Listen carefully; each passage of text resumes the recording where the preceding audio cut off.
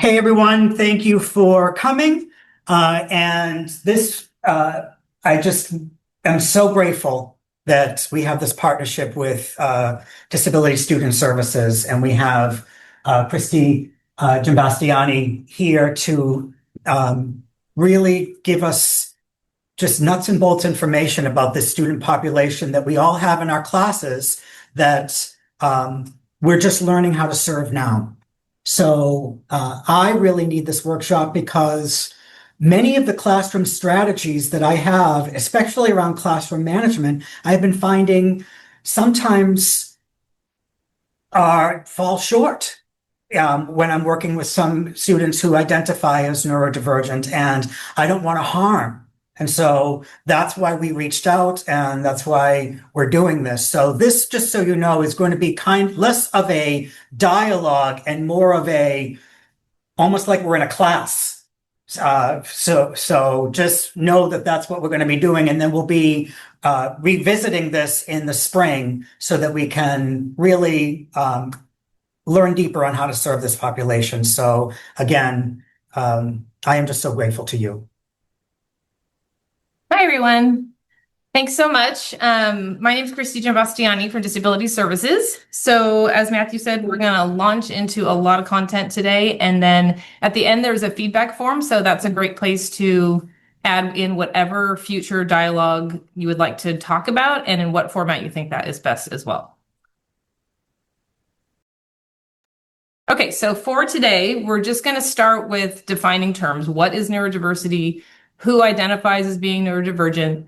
Then we can look at what the strengths and challenges of different neurodivergent conditions look like. Also, a big one is communication. So we're going to talk about communication strategies, what the neurodivergent experience could be, and also then shift gears a little bit more into the classroom and talk about neuro-inclusive syllabus design, inclusion tools, universal design and neuro-inclusive instructional strategies. And then we'll switch to thinking about social interactions in the classroom, participation and engagement, and also classroom management. And then we will end with some discussion about self-regulation behaviors for students in the classroom and disruptive student process and some resources as well. And so for the in-person folks, there's a few handouts that you can grab at the end. And anyone online, if you want to shoot me an email, or if Matthew, you can take note of who's there, I can send out those resources. Or you can send them to us and we can post them. Perfect. To the website. Okay, along wonderful. With these slides, and we are recording this. Okay, and then if you find closed captioning helpful as you navigate today, please feel free to turn that on. And I can even Christy, send us the slides too. Okay. So we can post those. And can you turn closed captioning on there, Matthew? I'll get to it. Okay, thanks, Kath. Okay, so the first thing is, what is neurodiversity? So we're talking about a natural variation in how human brains function and process information.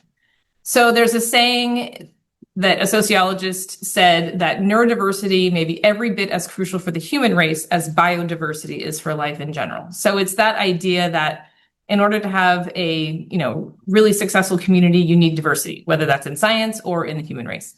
So this neurodiversity movement really embraces the idea that differences in cognitive abilities, sensory experiences, and behavioral patterns are not only normal, but contribute to the diversity of the human experience.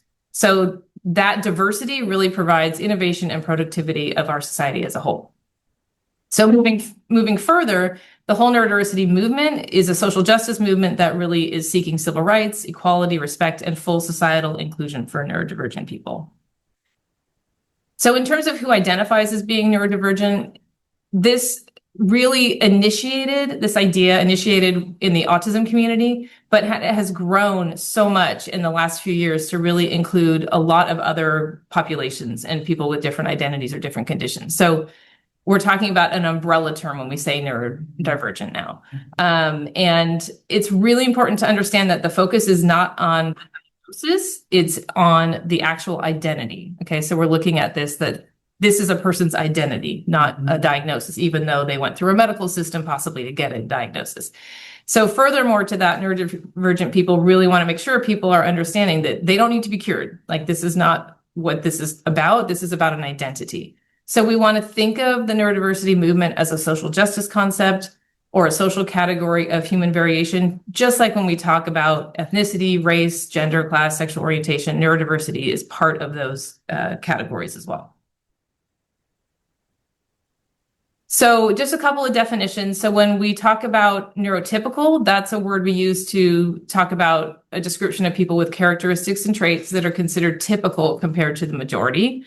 And neurodivergent explains or describes people whose brains develop or work differently from a typical brain. So sometimes neurodivergent is referred to as the neurominority, and neurotypical is referred to as the neuromajority. So just you'll hear some of these words as we go through today.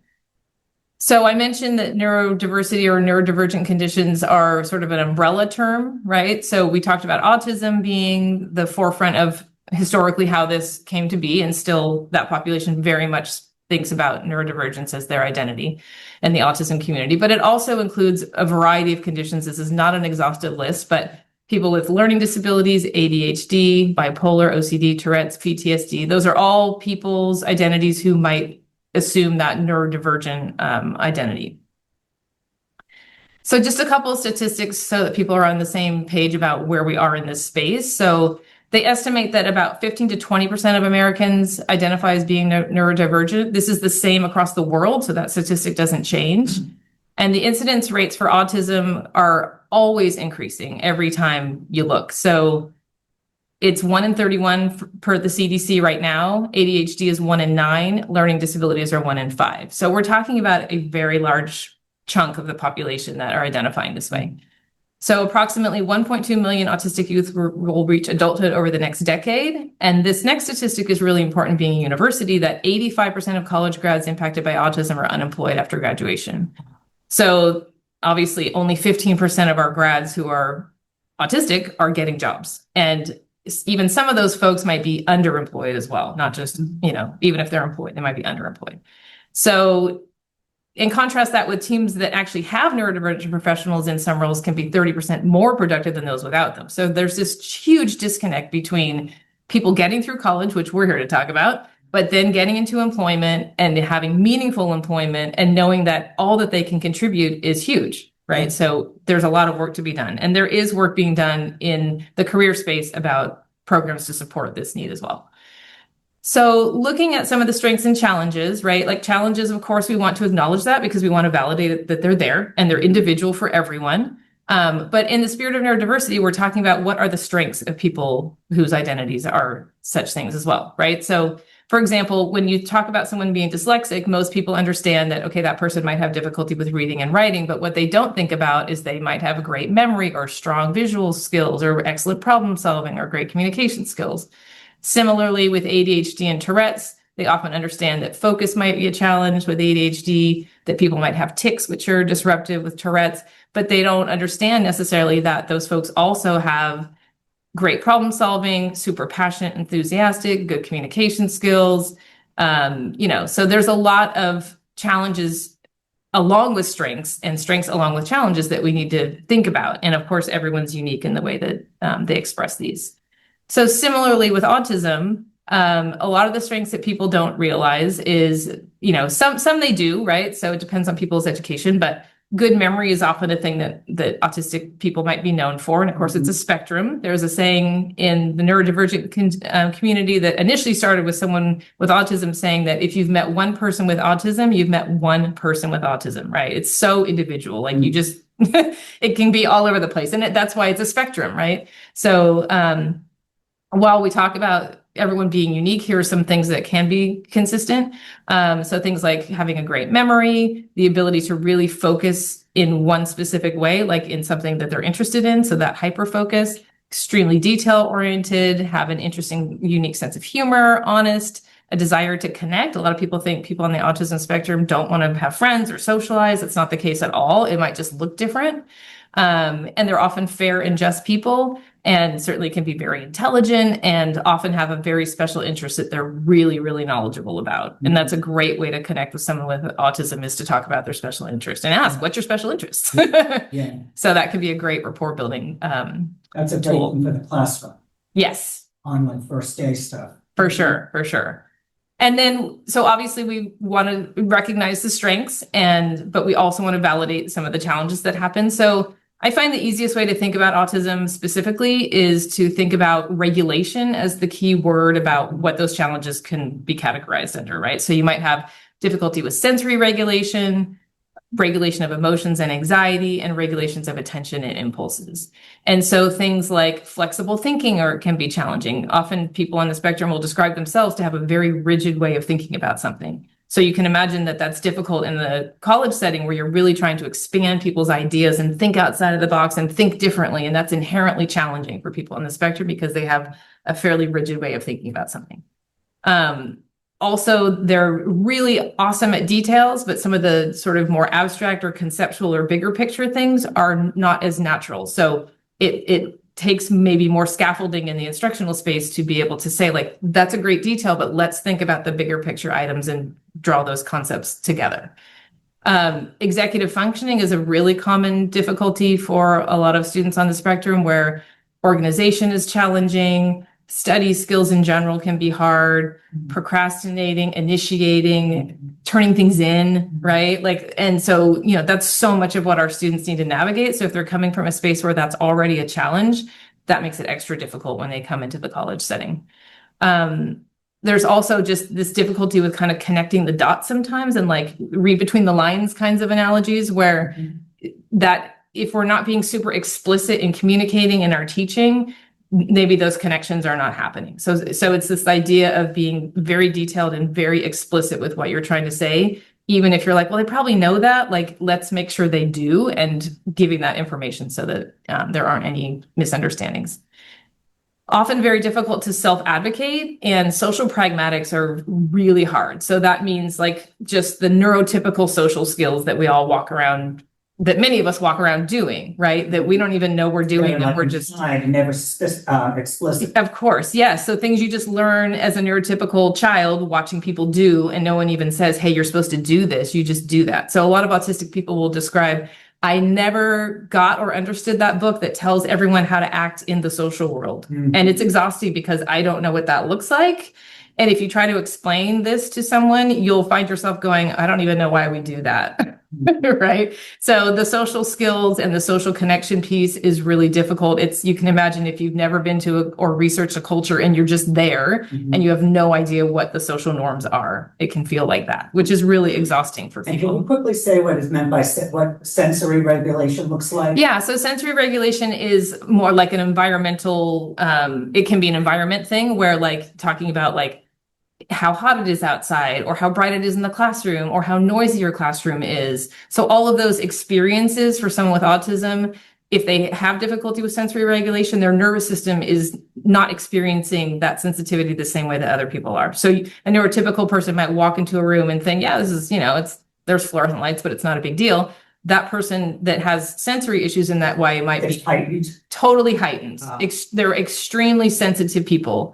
So, and not just heightened, but to the point where they're like, I can't be in here. I have to leave, right? It can be very, very difficult. And so the environment matters a lot. So for example, if I have students on the spectrum that I know sensory issues are part of their makeup, I'll say do you want the lights off? And sometimes they're like, oh my God, thank you. That's great. Right? Because it's just not working for them. The environment is just not working for them. This happened in the classroom. Now in hindsight, I had no idea. It's hard to know. It's hard to know. And it's one of those things that's different for everyone. Some people on the spectrum, that might not be a thing that they worry about at all. Or maybe it's only temperature and not lighting, right? So it's totally individual. And that's why getting to know your students is so helpful in that regard.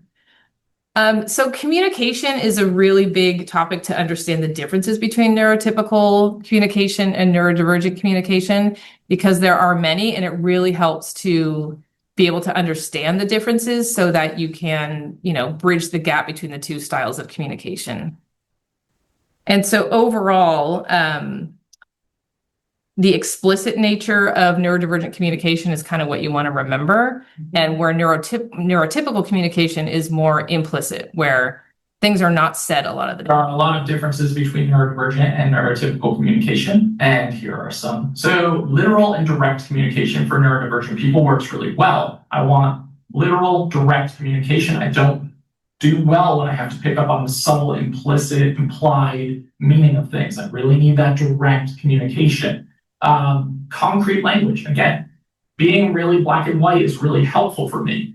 I think that's important to acknowledge because a lot of people can say, oh, that feels really rude and disrespectful if we're just getting straight to the point.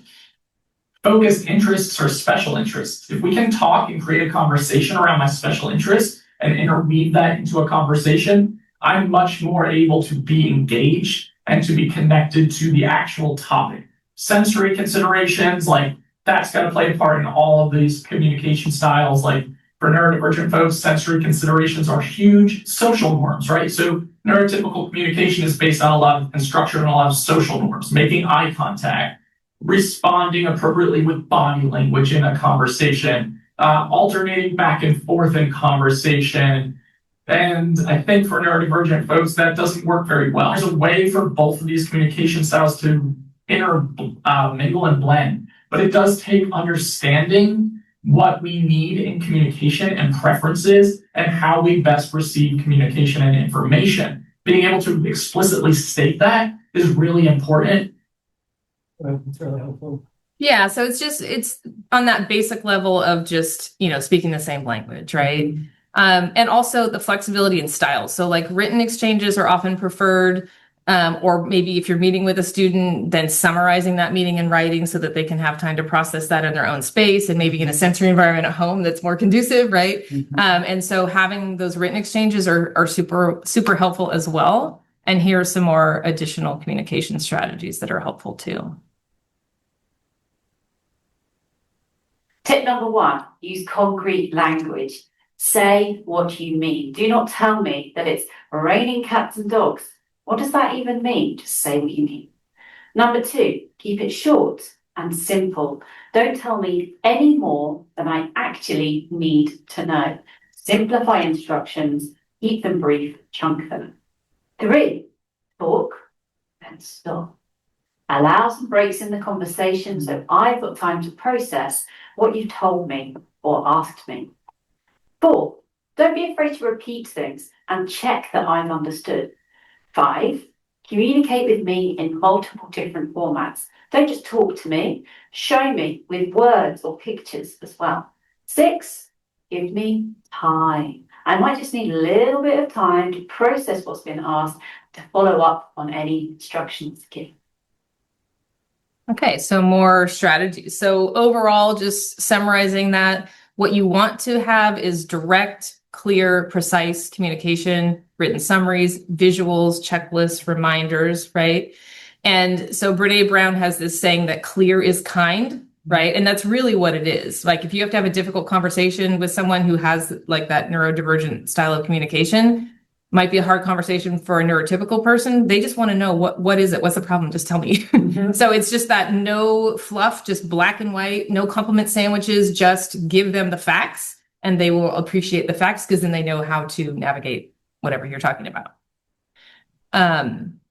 Okay, and then if you're a faculty member giving expectations about due dates and things like that, sometimes there's, it's written in the syllabus, but detail it out a lot. So, the date, the time, the format, you're going to accept it, right? And then if you're giving reminders in class, like, oh, it's due next week, like give the date, the time, the format, right? So it's just giving all those details to make sure that things are as they need to be. It's not helpful to use metaphors, sarcasm, idioms, vagueness, lots of small talk. It's very distracting and you're not getting that direct communication. I would add to that just a general teaching practice. Sarcasm of any kind in the classroom is ineffective. Sarcasm is a particular kind of irony that is meant to ridicule and tease, and oftentimes it requires people to understand the person Yes. and their intentions, and our students don't. And so the word sarcasm literally means to tear flesh, and it is just usually it is either missed or it is perceived as hostility. Don't use sarcasm in the classroom. Great. Your neurodivergent students will thank you. Okay, what is also helpful is just using technology. So technology is very visual, it's structured, there's lots of reminders to support executive functioning challenges. And so a lot of neurodivergent people really enjoy that space. And just overall to assume positive intent with communication, just by understanding a little bit about how the differences between neurotypical and neurodivergent communication, what they look like, you can see how there can be misinterpretations happening, right? So if you need to, if you receive, as a neurotypical person, if you receive feedback from a neurodivergent person that feels like, whoa, the first thing to do is just take a minute and assume positive intent. There could be a very simple reason that happen, and it could be as simple as that's how they communicate all the time, right? It might not be personally directed at you at all. Yeah. And so assuming that positive intent, even if the communication feels super direct, maybe even oppositional, it often the case is not that at all. It's just direct, right? Which is not a neurotypical way of communication. Yeah. Yeah. For leverage technology, a general teaching practice for PowerPoint is less text and more use of images, but make sure that the images really do convey the concept. Don't just put an image for the sake of an image, because that can be particularly for neurodivergent folks who are looking at this to support executive function. If it doesn't, then it's going to confuse them. Sure. Right? Yeah, no, absolutely. Yeah, you're right, because the visual supports what you're trying to say. Mhm. Yeah, absolutely. And then also clarifying questions. So people that understand the communication differences, sometimes they really, hear like, there's so many questions coming from this population, right? Why are there so many questions? So this kind of helps us understand clarifying questions are really like a lifeline that people hold on to in conversations to make sure that they have all the details that they need. I think the one thing that a lot of autistic people very quickly figure out, maybe even when they're still kids, is that clarifying questions are not okay.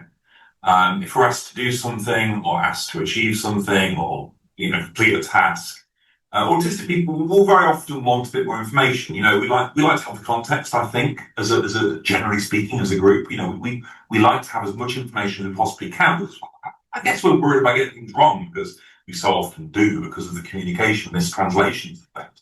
So, but the thing is, our attempts to avoid that, by asking a few extra questions, can often infuriate the people that set us the tasks. We're accused of being pedantic or too needy or something. It's taken incredibly negatively, which of course means that I, for example, I just kind of give up then in that case. I just give up and just try and figure it out myself and just desperately hope I don't get it wrong. But that, of course, adds to that constant low level or high level anxiety that's always there in the background. If you're always worried that these things you've done them wrong, but you only did them wrong because you couldn't ask a clarifying question, because when you did that in the past, people got really angry with you and told you off and told you were a bad person. It's just a horrible, horrible feedback loop.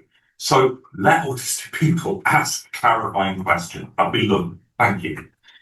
I love how it's the PSA for clarifying questions, right? But it's that assuming positive intent where, you could be like, God, that was really annoying that there were so many questions. But if you think about that person's perspective, they just want clarity about what you're asking, right? So it's a simple thing to be okay with. So moving on to talk about what the neurodivergent experience is like, right? Only the person can tell you that. I don't identify as being neurodivergent, so I'm here to give foundation. The best people to talk about this are people experiencing it, right? So there's a video that I'll show you in a second that a person talking about what their autism feels like, but it's a good idea to understand that there's like this constant internal monologue, which is exhausting, that's always happening, right? Because if you think about eye contact is painful, right? But yet neurotypical people want this, and this is how they're judging me that I'm paying attention to them, whether it's in class or socially. Or, I'm always thinking about what am I supposed to say? What's the right thing to say so that people aren't upset or, frustrated with my dialogue or whatnot. So you can imagine if you're doing that all day long, it's really draining your resources. A lot of people on the spectrum and with neurodivergent conditions have co-occurring mental health conditions, depression, anxiety, OCD, right? So that it's draining. And there's a term called autistic exhaustion where you just can't do any more. I've had students drop out of the university and say that's the reason why, right? So it is a very draining situation. So maybe even things like if we have so many self-disclose and advising, let's look at your schedule so you're not doing back-to-back in-person classes. Yeah, so we give our students priority registration to avoid that, right? And we do specific academic advising in our department with that lens of like, what's going to work, right? It doesn't matter what the campus says will work, what's going to work for you, and really look at it, look at those specifics. So if I had to describe what autism feels like to a non-autistic person, there's a few ways that I would try to. Now, it's so hard to put something into words that there just aren't words for. It's almost like trying to describe the color yellow. Like you can't describe something that is subjective and relative to someone's own experience. But here's my best try at it. One, and I think this might be one of the most difficult things for me, is it feels like my senses are always at a heightened state. Like imagine when you are feeling overloaded, when things are really loud, when stuff stinks, when things are just too bright, when textures feel now multiply that by 100.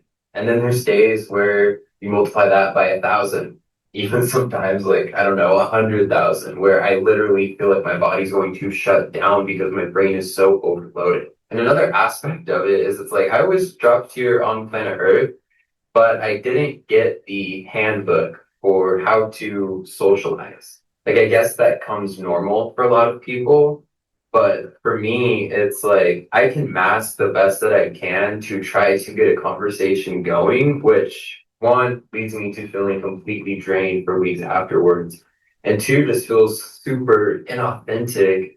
And three, it's just based on my own perception of my entire life of what other people do. And lastly, another way that I would describe it is I take everything in. I see the tiny, minute details of everything. And I honestly think that this is both a blessing and a curse. Because I notice the littlest of little things. I notice the little tiny spiders on the sidewalks. I notice the patterns in the leaves.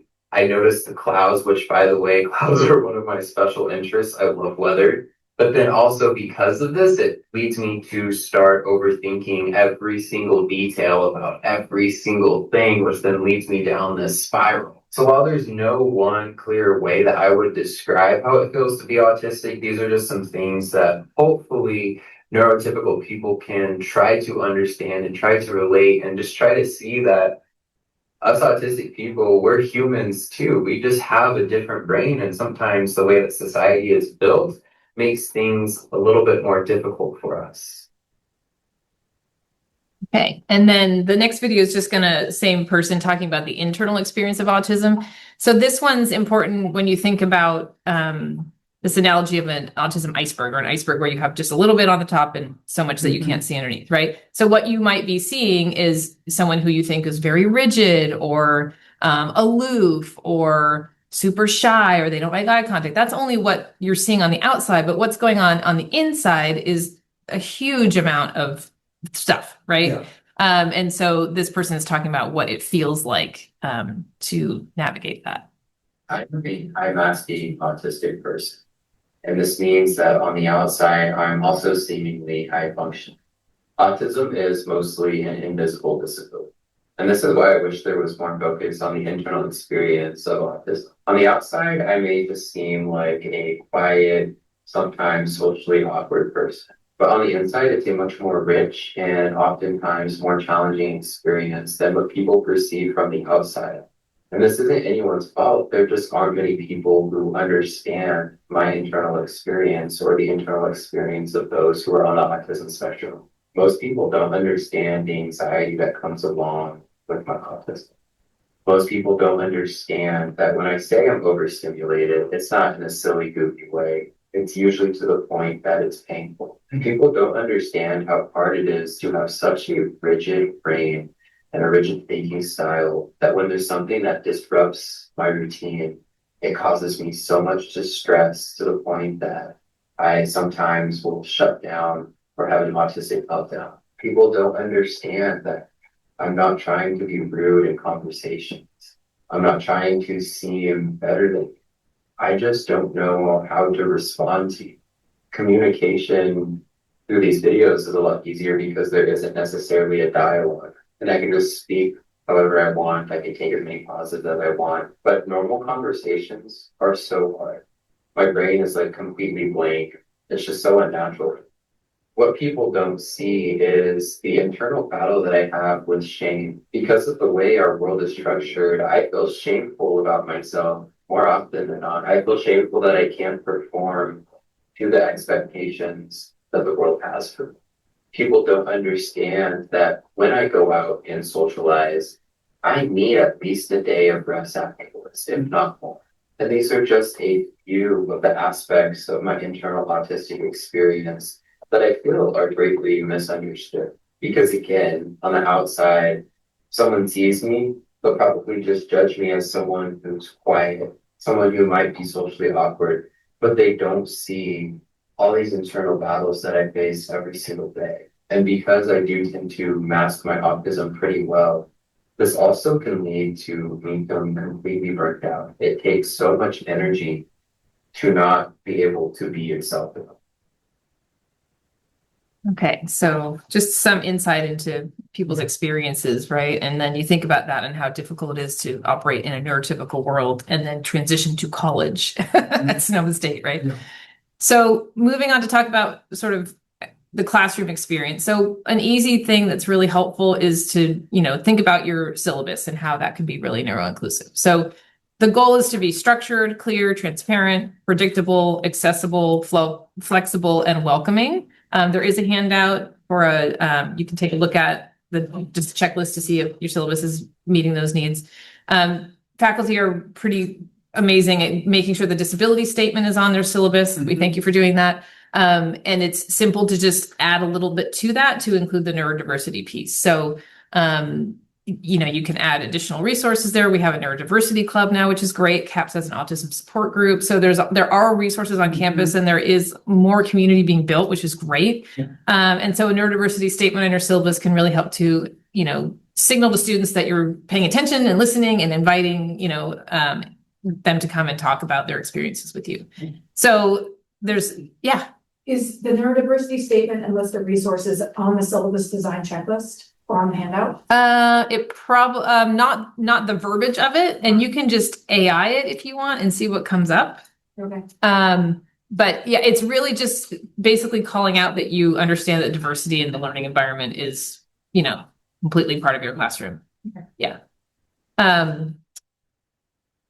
And then another thing that's really helpful with syllabi is obviously to have flexibility in how students are engaging with that as a document, right? So just a lot of text is not great. So having it, be succinct, but still detailed. But some faculty create like a FAQ version of their syllabus. So an AI can probably do this where you just make this all FAQ. Some students like to engage with that format better, and you'll get more engagement happening. Another version is to also create, again, still have the traditional syllabus, but just have these choices. And you can do a video walkthrough of your syllabi where you're just going through it and maybe you add some pertinent details there. And then it just, a lot of people are into videos versus text, right? So it just gives another option to navigate through that document.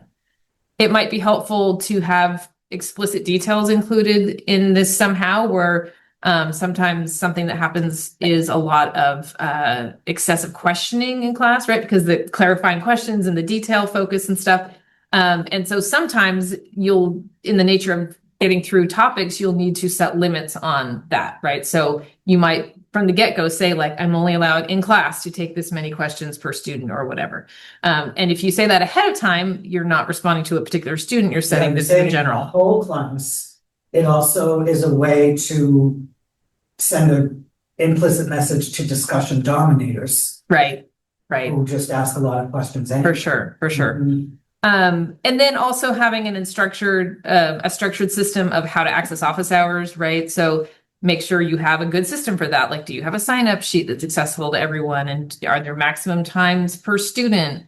Do they have to come prepared? Do they have to email you things in advance? So whatever system works for you, just make sure you're explicitly getting that out to students so that they can navigate that. And also saying to students, if you're off topic, I will redirect you, right? Because that's okay to say that, because that's something that often comes up too, because there might be a special interest they want to share, but maybe that's not relevant to your class in that moment. That's right. really helpful. Yeah. So just being clear about that, like maybe we can find some time to talk about that at a different time, but class is not that time. Mm-hmm. Right. So just being clear about that.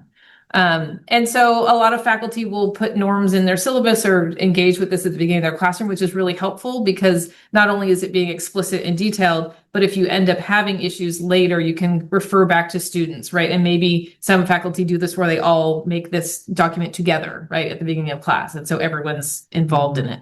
And then if you have an issue, you can be like, okay, well, this is where we're falling short with this behavior or this situation related to our class norms that we all agreed to, right? So you're setting the tone and then explicitly having it there, and then you can go back to it if needed. And so other things to be explicit about are just what your expectations are as a faculty member, right? So with emails, like saying they need to be professional in nature, they need to be succinct, right? Like some students have that are neurodivergent have more of a stream of consciousness. So like I might get like 10 emails in 5 minutes, right? So, and then I have to reread the 4th email to see if that included what the 3rd email said, and it's not an efficient way to do that. So being able to say to students, like, you need to be succinct in your emails. Maybe you use AI to, or refer them to do that so that they can create a nice professional email to you. That happens, that they do. Like it can definitely improve. I mean, expectations are really important for them to know about before it happens. When if things escalate and their regulation is really challenged in the moment, you'll see maybe more of, you know, like the stream of consciousness kinds of stuff. But just people knowing what the expectations are can help tools before they're dysregulated, right? So you're like, this is what we need. These are tools you can use, and that sets the tone for what the expectations are. And again, if it doesn't happen, you can go back to, remember, we talked about this. This is what I need you to do. This is not new, right? This is just referencing back to what we agreed upon before. And also things like your response time, right? Like sometimes students don't realize that like you're not going to respond during the weekend, or you're not going to respond at midnight. If they email you on Friday, are they going to get a response by Monday, right? So just being clear about, you know, I'm only responding during the week from 8 to 5, and it'll take me at least 2 days to get back to you, or whatever your parameters are. Just tell them that, because that will reduce the anxiety, because they might assume that as soon as they send the email, you're going to email it back. And if they know that's not the case, they don't have to get as anxious about waiting for that response. So it's just that predictability. Autistic folks love routine and prediction. And so the more predictability and routine you can build into things, the less anxiety happens, and the more everyone gets what they need.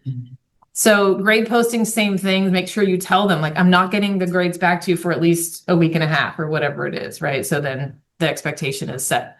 And we talked about this with assignments. Make sure they know exactly what day, what time, and how it's going to happen, so there's no question about it. And also just making sure they know, like, I'm not going to be able to cover all the material on this subject. This is like psychology 250 or whatever, right? So I had a student who was such a bright student. He was an amazing physics student, but it took me almost a year to convince him he had to open a book, because he was used to being just so bright in high school. He went and just got a 4.0 because he just listened in class and took tests. And then when he got to college, he just kept doing that. And he would get upset because the faculty member was like, well, I didn't cover that, but it's still on the exam. That didn't compute. It literally took almost 2 semesters, right? So it's that explicit nature of, I'm going to only be able to cover this much, but you will be assessed on extra things. Here's where to find those resources. It is the expectation you do that independently, or come to me if you have questions, right? So, and then the other thing is just accepting differences when it's possible, right? Like if someone needs to regulate in their space and they have to stand up, if that isn't disruptive to everyone and they do that in the back of the classroom, like hopefully we're okay with that, right? Because maybe that's how they can be engaged and can pay attention. If it gets disruptive, then obviously there's a different way to navigate that.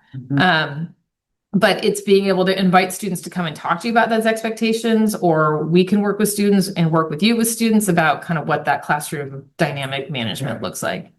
Eye contact, don't necessarily expect a typical response. It's really painful a lot of times for people to be able to do that. So just because you don't get eye contact doesn't mean they're not engaged. And even if you get eye contact, it also doesn't mean they're engaged, right? So just that idea of what that stereotypically means isn't necessarily there. So just have to be adjusting your expectations about it. Are there ways for, like, you know, because the dysregulation thing I've heard from students a lot, and they'll say the way I regulate is X, the way I regulate is Y. One of them knits.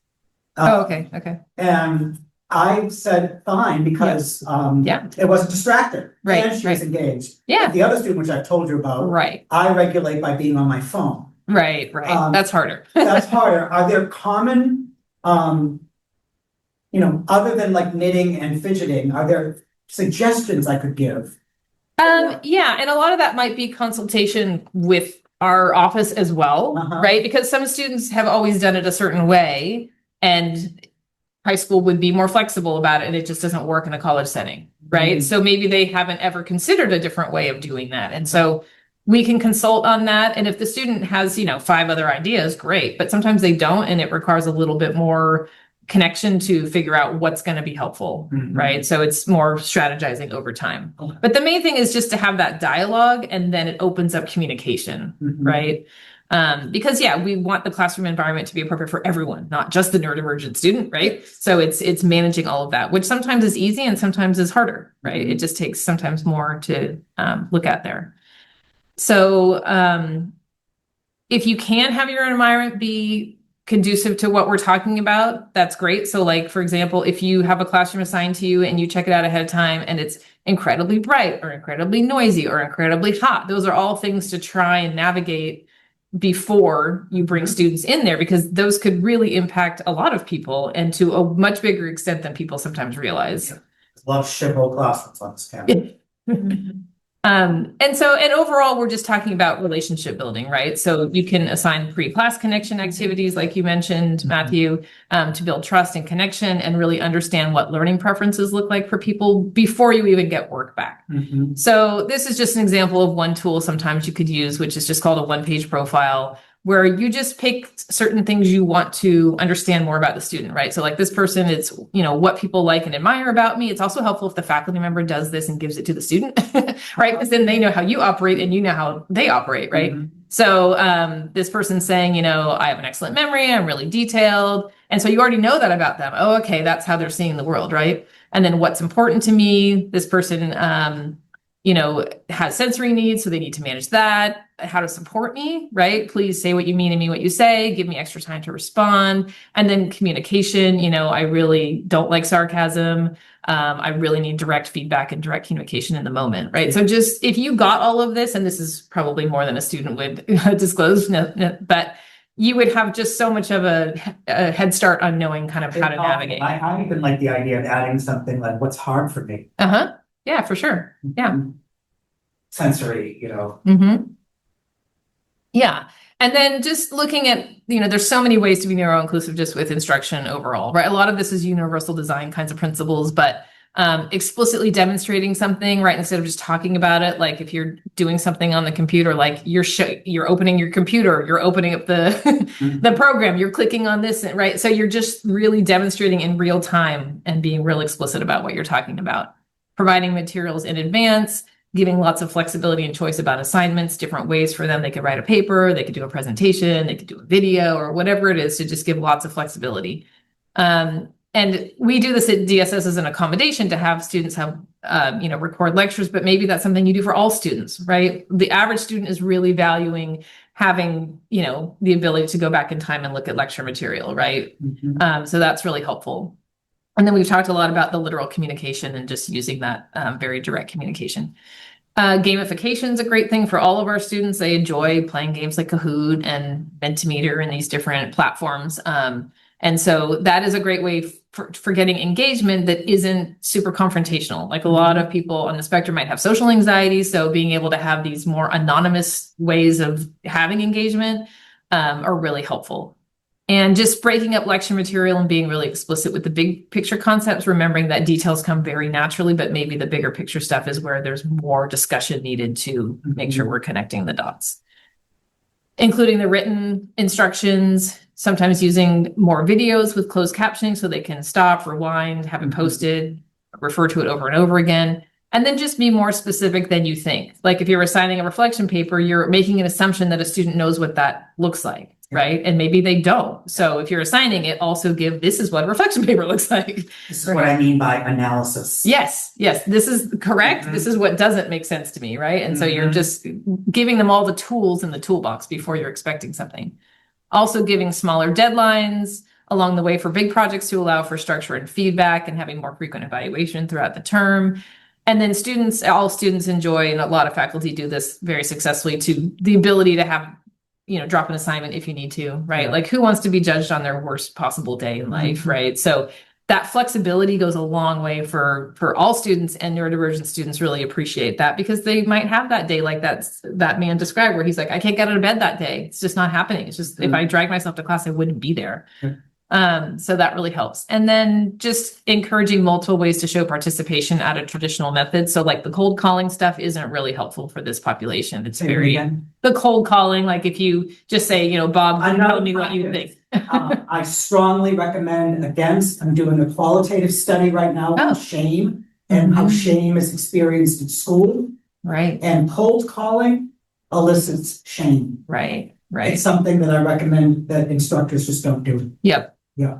I'm sure the neurodivergent population would agree with you. And just allowing that anonymity when appropriate to reduce social pressure. So some of those like Slido and Mentimeter, it just allows them to engage without having to be the forefront of doing that, right? And not making it a speed or a competitive kind of thing, because people who might need extra time to process, that's eliminating their ability to participate in an accessible way. And then just inviting having advanced notice for interactive sessions. If you're going to have a really interactive class that's not typical, make sure they know that ahead of time and what that will look like, because they might need to like really prepare mentally to engage in that day. So if you just spring it on people, it makes it a lot harder. It makes me also just very trepidatious, because I've had some students tell me from other classes that participation points being basically linked to you must say something. Right. I imagine could be really burdensome. Oh, for sure. For sure. And we have faculty coming saying like, this person's not participating at all. But their work is amazing. And right. So there's that disconnect of what does participation mean and why does it only mean saying something in class? It doesn't have to. Right. So there's different ways to have participation happen that are not going to elicit the shame you're referencing like another way. and things like that. Yeah, for sure. And we'll talk about that in a second too. But so there's, also just in general using visuals, including images, clear fonts, less clutter, not just tons of text. People just don't read it. Even typical students just are not reading clumps of text these days. No, because they immediately just, if it's on a PowerPoint, they're writing and not listening to you. Sure. Or if it's written someplace else, they're just skimming and missing it. Right. And also just that flexibility piece being built into like, maybe they're using a device to respond. Maybe it's writing, maybe it's verbal, maybe it's typing, like just choices, right? So having choices so you can use your strengths to be able to participate. And then making sure you're checking in with your students about how did that feel? Like what did you like about that? What didn't you like about that? Right. Instead of just doing it and getting no feedback. And then a big thing is really when there's writing prompts is to check for understanding with students about their interpretation of that. I'm sure faculty have all had that experience where they get a beautifully written paper that was off topic of the prompt, right? So, and a lot of people with neurodivergent, they can go, if they go to office hours and get an understanding of what the prompt really is, or turn in like just a little bit of work and make sure they're on track, then things go smoothly. But they might really be interpreting something different, especially if it's not a very detailed prompt. If it's more abstract, that's really challenging. Anything that sounds like anything that needs to be inferred. Right. That's problematic for everyone, but particularly this population. Yes. And so there are different strategies to navigate through some of this. So in the participation space, like some low-tech ideas, and I'm sure faculty would be great for you guys to dialogue about this, because I'm sure you all have wonderful things that happen in classrooms already. But just some examples are like you use an exit slip where students at the end of class just write down, without presenting it, a quick comment, a reflection, a question before they leave class. You collate them as a faculty, bring them to the next class meeting, read them aloud anonymously, right? So that's an easy, non-social kind of activity to get participation. Or an idea wall. This could be virtual or in person. Students write on a sticky note, put it on the whiteboard, so you have all these ideas together and no one says a thing, right? Yep. And then just sharing prompts in advance. So if you have something to be able to give it to a student ahead of time so they can reflect on it and really prepare for it. So like when I do the neurodiversity panel, I give students my questions a week in advance so that there are no surprises. They don't like surprises. No. Right. So a lot of people don't. I don't really like surprises either. So, it's one of those things where just that advance notice can be all the difference between it working and not working and being anxiety provoking or fine. Yeah. And then tech-based strategies. And obviously this conversation will continue. AI is going to be huge, opening this up where you can use ChatGPT, Chat PDF, Perplexity, Notebook LM, Gamma, and you, as a faculty member, you can ask AI to reorganize your content geared toward a neurodivergent student, and it will just right there. There it is. I personally think a great follow-up for this would be having Dr. Aya from education. She's amazing in this space of knowing all the tech-related for people with disabilities and neurodivergent students. So she's happy to do a presentation. Yes, Maybe a lunch and learn of. Yeah, she's amazing. She's sharing the low text directories. Okay. Yep. So people like that, put that in the feedback form so we can make sure it's there. And then group work, right? So with everything we've talked about so far, we can imagine group work could be a challenge with this population and overall with students, right? Group work is just hard sometimes. So one, we should recognize that. Two, just be really thoughtful in your preparation. So if you're doing group work, to make it small, try and balance your groups out, do a lot of work with actually creating groups that are small and balanced and structured and scaffolded, assign roles to a person. And maybe you even, ask people ahead of time, what role do you think you would be good at? Like, are you a researcher? Are you a presenter? Are you a reporter? Yeah, and then you can put those together so people are in a position of strength to be able to show what they know. And so then when you're trying to get participation in a slightly more traditional way, you're still putting people in a position of strength to do that. The overall, again, just be flexible and intentional. I mean, sometimes students will look at a syllabus, and if the neurodiversity statement isn't on there, they're like, I'm not taking that class.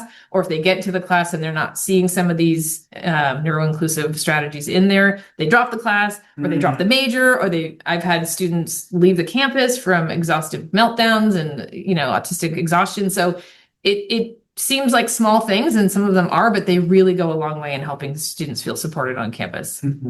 So when you have to have more difficult conversations with people, it can be hard. Faculty are like, how do I do that? What's the right way to say? I'm not sure how to navigate it. And so the overall idea is, use what they call compassionate curiosity, which is basically like, one, noticing your own reaction, because maybe you got a reaction that was really direct, maybe oppositional is how it came across. And that's difficult as a neurotypical person, right? So just take a minute, take a breath, get help if you need it, if it's not an immediate conversation, or if it needs to be an immediate conversation, take a minute. And then just try and really assume positive intent, right? Maybe that person really, that's just how they interact with every single person they meet. And that's part of how their condition is outwardly facing. And that's just how they are, right? Some people on the spectrum, like their voice is even different, right? So it isn't personal most of the time. And so assume good intentions and then be investigative. Like, why would this happen? What could be contributing to this? And then engage with the student about why is this happening? Let's talk about it, right? And oftentimes you can find a really simple solution like, well, it was hot in there. And you're going, what? But remember, the heightened sensitivity is there. So it's really important to, be understanding of that. And then sometimes it's an easy fix, and sometimes it's more complicated and you need to consult with DSS or other campus partners, and we can all support you in that way. But when you can't accept differences, just accept them. And when it's disruptive to the environment, then we talk about work, how we navigate through that. But just assuming positive intent will go a long way. So looking at some of the classroom management situations, so a few scenarios that pop up time and again are things like excessive questions in class. And again, probably because details are important, clarifying questions are important, but we all have time parameters, right? So it can be unsettling to faculty and other students when, like you're saying, people are sort of trying to take over the conversation. It gets people off topic and it's not a good use of time. So how do you talk about that with a student? That sounds like, oh, this is hard. So one, it is. Two, it doesn't have to be as hard when you kind of nut it out. And remember, the communication style is often just be explicit. Just tell me what the problem is, right? So if you assume that and know that if they appreciate that style of communication, they don't need the fluff. They don't need the, I don't know how hard, right? They just want to know, I really appreciate that you're so engaged, but right now we just don't have time to go through all that material, right? It's direct. And then oftentimes you'll need to strategize further with, working with the student to maybe email a certain number of questions per week, or go to office hours just for this time.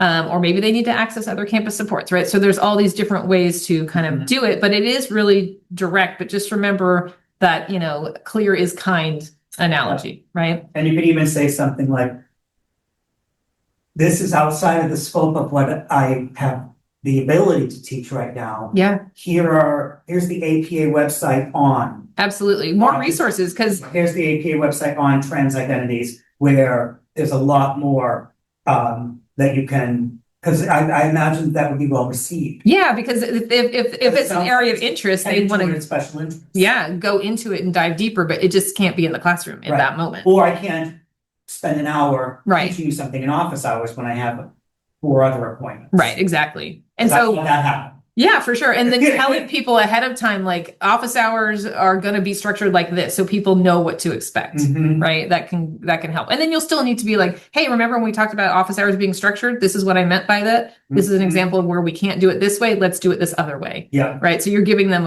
a way to navigate it. Mhm. So another scenario that comes up is the overwhelmed or distressed student. So, breaking things down into smaller pieces, right, is always the way, one step at a time kind of analogy. But so modeling, going through one chunk of material, this is how you, student, can set up the rest of the ones that are there for the rest of the content. Mhm. Maybe you have a study group, or you add these additional resources, or you refer to the summary slides. A lot of times they're getting so detail focused that the gestalt is missing, and let them know, like, you're really good at details and that is great. However, I'm really focusing more on this right now, or the midterm is really going to be focusing more on the bigger picture kinds of ideas. So make sure that while the details are helpful, this should be your focus to make sure that you're where you need to Yeah, because they'll say things like, not just neurodivergent, but they'll say, I remember you said this one thing. be. Right, When right. that was not. Yeah, that was that's just not the support this focus. larger point. Right. Let me walk you through the larger point. now. Exactly, Is that how exactly. to do it? Yes, exactly. And then sometimes it's in the classroom management space, it's just setting boundaries overall, right? So for the student who's like, tell me what's on the exam, tell me what's on the exam. I cannot tell you what's on the exam. Point blank, no cutting, no beating around the bush. I cannot do that. But I can guide you through productive ways to study for it. Let's make a time, right? Mhm. And then navigate it like that. Or office hours, monopolizing office hours. I can't give you all the time at office hours. Other people need this time. So maybe they don't realize, like, it says office hour, right? That doesn't, there's other people that need, yes. Other people are also coming at the same time. So let's use the time effectively that we do have, or maybe we schedule something separate and put time limits on that, right? Like if you know the student well enough to know that if you give them an hour, they want 8, then maybe you're like, you're going to have to navigate this in 20 minutes. Let's figure out strategies so that you can make everything accessible. We can get through what we need to get through in 20 minutes. And then we talked a little bit about this, with the regulation piece that happens, right, for autistic people. So in order to regulate when they're not feeling regulated, which could be sensory experiences that make that happen, emotions, anxiety, focus, those are all things that may or may not be regulated on a given moment.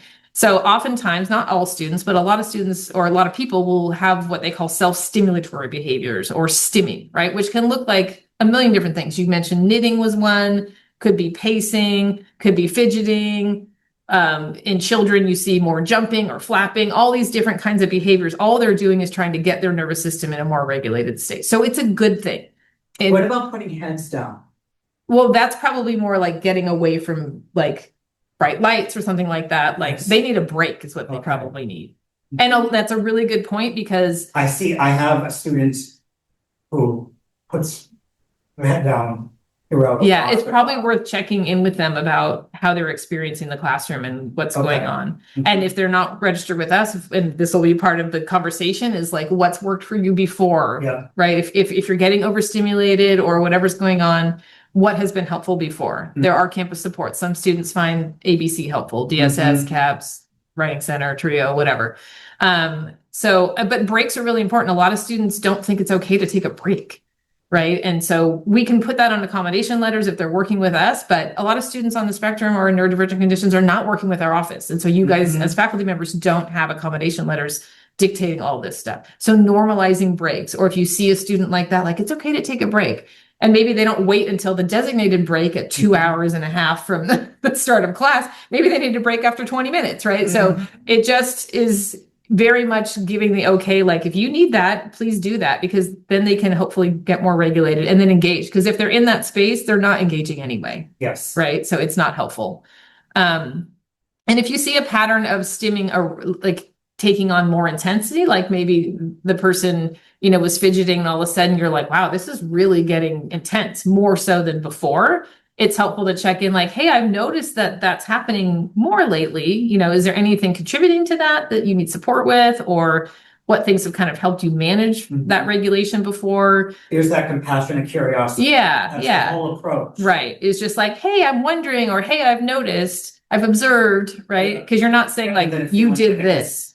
Right, exactly. Or like the shame you're talking about. That's a huge component of it too, right? Because back in the day, they would, you know, different services would say like, don't do that self-stim, don't do that. But that's not helpful because it's that person's regulating through that.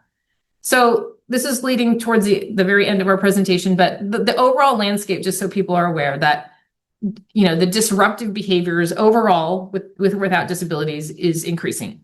Okay, so that mental health difficulties contributing, poor emotional regulation, lack of resiliency, those are all reasons that we're seeing a lot more things in classrooms that are possibly disruptive, right? COVID did not help. Obviously, being online, it was much easier for people to just mute themselves or to turn their camera off and do whatever they needed to do in the classroom online. So now that people are in person, it's highlighting that, hey, this is, you know, more problematic. So universities, of course, have to balance non-discrimination with also, you know, not accepting unreasonable burdens, right? But then how do we navigate that space? So we can help you with that, right? As we're here to help. And so every case is unique. Faculty, you know, should reach out early and often to disability services, CAPS, student conduct, or whatever issues you're having. You do not have to do this by yourself. And it's not helpful if you do it by yourself because sometimes it isn't the most appropriate way. And there could be legal issues around that too. So the student with the disability has to clearly articulate what their needs are. We can help them do that if they're not totally sure.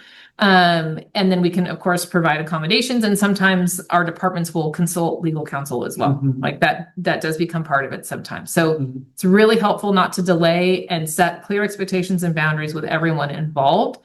And when there is disruptive behavior that continues unchecked, that delayed intervention can sometimes lead to like an overreaction from a faculty member, which is understandable because they've been absorbing all of this throughout the semester. And then they might just have had enough and they haven't had the support. So then they're like, okay, don't come back to class. Yes, exactly. And it totally makes sense, right? But unfortunately, legally, if you overcorrect, that's not appropriate, right? So it's being able to support the faculty through this and then also support the student through this at the same time so that we get somewhere. And we always have to have enough time in the semester to be able to, you know, put the expectations down, consult legal counsel if we needed to, give the student time to adjust their behavior, give this faculty ideas of how to navigate stuff. So that takes time, right? So reaching out late is harder in overall. So the more you can reach out early, the better. And the resolution process for student conduct is interactive. It has to be, right? And so sometimes students need accommodations to actually navigate the conduct process, and we can help them with that too. And so oftentimes faculty will, you know, hesitate or not sure how to respond, which completely makes sense. But if you're not involving people, it is harder for everyone, and it just escalates much more. So just early engagement and documenting things protects the learning environment and the campus. The big issue, Christy, is particularly with student conduct. I'm seeing a lot of faculty just kind of doing things on their own. Right. And in a way, doing the students disservice because they're not following the policy. And it's a good point because it's a problem. Like, and faculty need to hear that. That's right, the problem. right. And it gets confusing, I think, for people because disability really explains the behavior, but it does not excuse it. And so it's context for the behavior. But if it gets to the level where it's conduct related, then we have to follow the conduct policies, right? So it is something that we have to be consistent about doing and involve the right people so that we can really all collaborate together. And, you know, as a department, like we just want to acknowledge that those are really challenging situations to be in as a campus, as a faculty member. You know, we find challenge in them in our office too. Like, how do we navigate this best? Like, it really is a necessary collaboration for everyone to work together because it's not easy. Having said that, there are some very easy tweaks we talked about, which can prevent some of this stuff, but there are also situations that get more complicated. But also building a sense of community for neurodiverse students helps to minimize a lot of this, which is now happening on our campus. And like I said, we have the Neurodiversity Club, we have CAPS has a support group that meets weekly. There are different campus supports. So the more people have understanding and engagement around it and keep continuing to build this community, it will help to, minimize some of the stuff we're talking about. And then for everyone, just a plug, DSS will be hosting the Neurodiversity Student Panel the first week of April on Zoom, probably midday or in the afternoon. So for faculty members, please come, please assign it for your class. Ooh, that'd be great. In some way, advertise here. That would be amazing. Yes. But get your students to come because it's really, really helpful. And again, I'm just here to provide some basic information. The information needs to come from student voices, and that's one way to do that. And the Neurodiversity Club has been very active in, getting their voices heard, which is important, right? Yeah. Because we need to hear from the students specifically. So we appreciate collaboration with everyone and look forward to hearing more feedback about what you guys want in the future. Here's the Neurodiversity Club's information, the autism support group that happens at CAPS, and then there's a few handouts, which I'll get to people as well, just summarizing some of this information. And there's the feedback form for people to be able to provide feedback for today's session. Unbelievable. Amazing. I cannot say how helpful this was to me. Thank you. Thank you so much. No This was worries. like a master class.